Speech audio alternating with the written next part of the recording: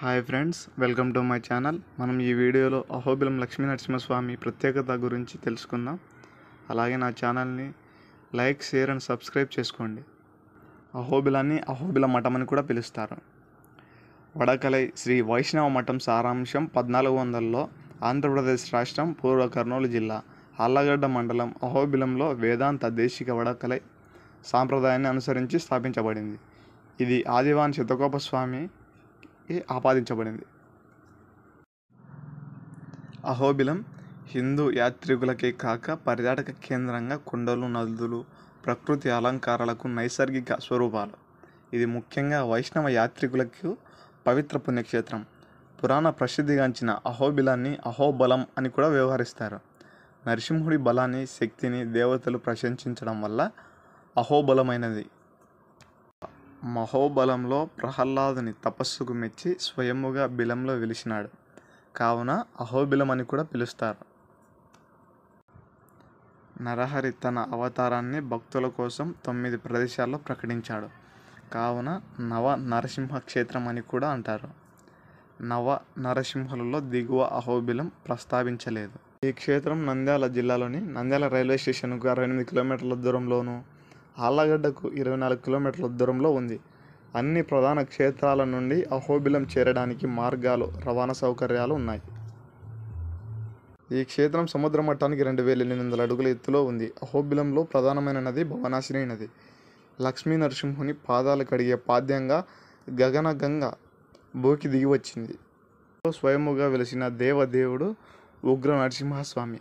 పరమ భగవంతుడైన ప్రహ్లాదుని రక్షించడం కోసం, హిరణ్యకశిపుని వధించడం కోసం హరి నరహరిగా ఆవిర్భవించాడు.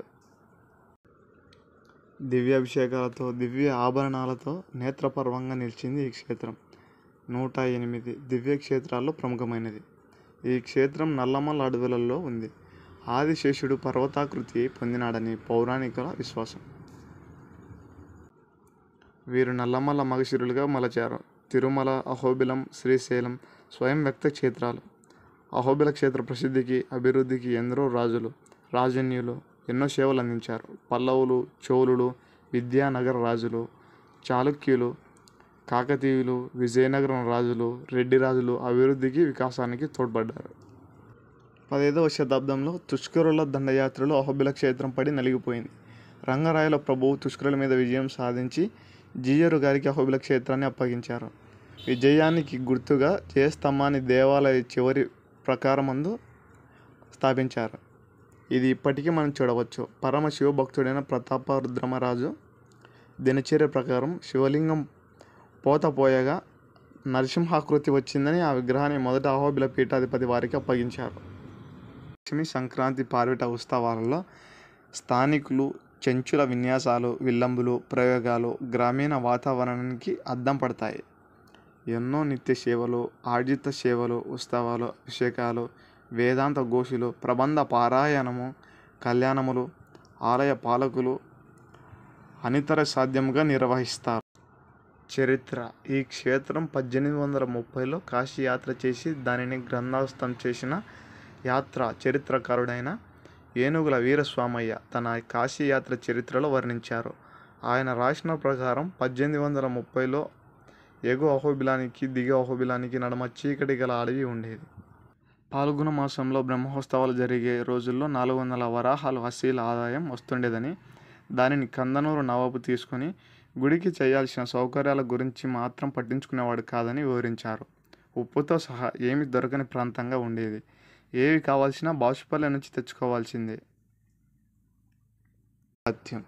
ఈ పుడమి మీద ఉన్న 4 దివ్యమైన నరసింహ క్షేత్రాలలో అహోబిల క్షేత్రం ఒకటి. రాక్షసుడైన హిరణ్యకశిపుని సంహరించడానికి, తన భక్తుడైన ప్రహ్లాదుని రక్షించడానికి స్తంభమునందు ఉద్భవించిన స్థలమే ఈ అహోబిల క్షేత్రం.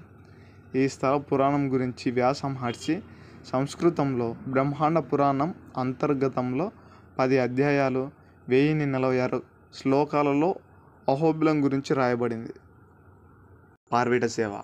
అహోబిల స్వామి తన పెళ్లికి తానే స్వయంగా భక్తులను ఆహ్వానిస్తానని అన్నారట.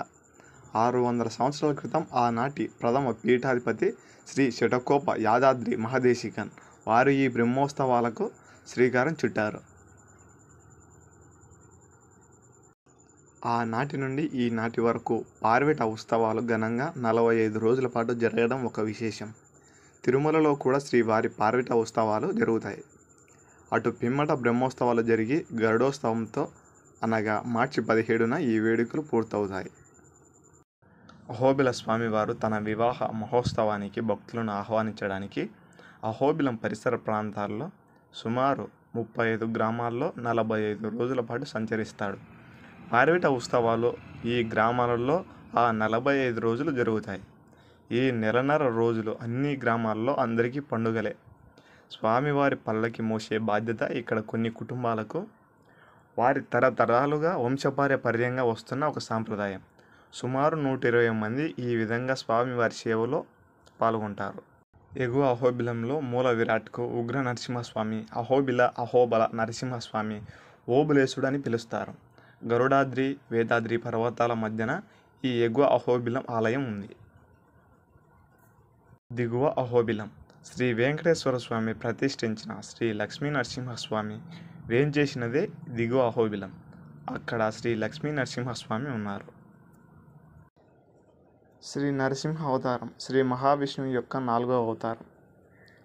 నవ నరసింహ ఆలయాలు అహోబిల నరసింహ, మాలోల నరసింహ, క్రోత శ్రీ వరాహ నరసింహ, జ్వాల నరసింహ, కారంజ నరసింహ, పావన నరసింహ, భార్గవ నరసింహ, ఛత్రవత నరసింహ, యోగానంద నరసింహ, ప్రహ్లవరద నరసింహ. ఇది అహోబిలంలోనే ఎత్తైన కొండ. దీనిని దూరం నుండి చూస్తే ఒక రాతి స్తంభం మాదిరిగా ఉంటుంది. దీని 2 చీలికలను 2 భాగాలుగా విభజించడం చూడవచ్చు. దీనిని చేరుకోవడం కొంచెం కష్టం. దీనిపై ఒక జెండాపై నరసింహస్వామి పాదాలు ఉంటాయి. ఎగువ అహోబిలం నుంచి 8 కిలోమీటర్ల దూరంలో ఈ స్తంభం ఉంది. దీని నుండే నరసింహస్వామి ఉద్భవించాడని ప్రతీది. జ్వాల నరసింహ భవనాశిని దగ్గరలో చిన్న కొండను అధిరోహిస్తే రహదారి గుండా దీనిని చేరుకోవాలి. మిగిలిన అన్ని ఇతర గుళ్ళు సాపేక్షంగా సులభంగా చూడవచ్చు.